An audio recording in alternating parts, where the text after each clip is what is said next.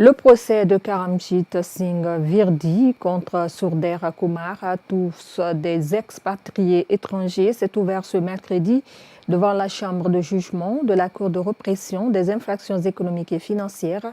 Le comparant est poursuivi dans une affaire présumée notamment de vol aggravé, d'escroquerie et d'abus de confiance, des infractions que le prévenu à la barre rejette. Plus de détails avec Omar Sow.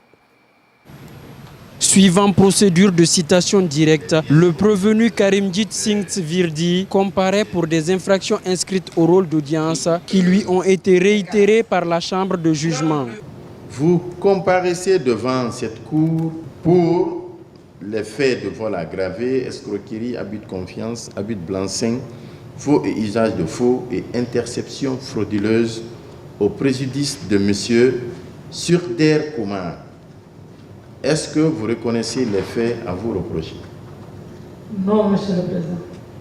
Le prévenu, durant des heures, s'est expliqué autour des faits pour lesquels il a été renvoyé pour jugement devant la Cour de répression des infractions économiques et financières. Depuis 2014-15, je travaille comme administrateur. Société Indo-Africa, c'est une société qui a un projet pour construire un hôpital avec partenariat avec la Caisse nationale vers l'ancien hôtel Bessia. Dr Kumar, tous les comptes de Indo-Africa, lui, il est seul signataire. Donc, après une semaine, 10 jours, le comptable qui était détaché vers notre bureau là-bas, il est venu avec une situation préparée en Excel, là où il y a plusieurs retraits en espèces qui est mentionné, compte de comptes dollars et comptes francs guinéens, que la somme faisait environ 4 300 000 $ et quelques. Ce récit-là, ça a été fait parce que Dr Kumar, il a pris l'argent avec moi, 400 000. Et ce n'était pas la première fois. Mais il y a des documents que j'ai communiqués, vous pouvez voir là-bas. Il y a les pièces là-bas justificatives, tout.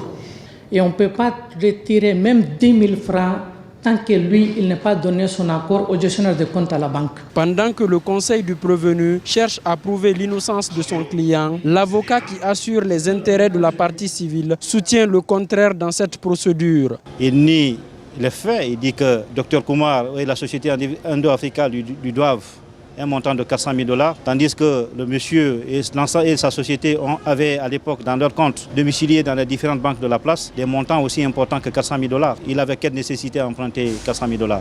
Il a juste abusé de la confiance du docteur pour pouvoir se faire fabriquer une pièce en prétendant que la société Indo-Africa lui doit un montant de 400 000 $. Voilà la question. Ces charges, à notre avis, au vu des pièces éloquentes que nous avons présentées, tombent automatiquement. Parce qu'il veut se soustraire de notre créance. Il n'a pas contesté l'existence de 400 000 $ qui reste redevable à mon client. Alors, il fait un jeu de passe, il porte plainte rapidement pour ces chefs d'inculpation qui ne sont pas constitués à l'endroit de mon client pour obtenir même une suspension de la procédure commerciale que j'ai engagée contre la société indo-africaine devant le tribunal de commerce.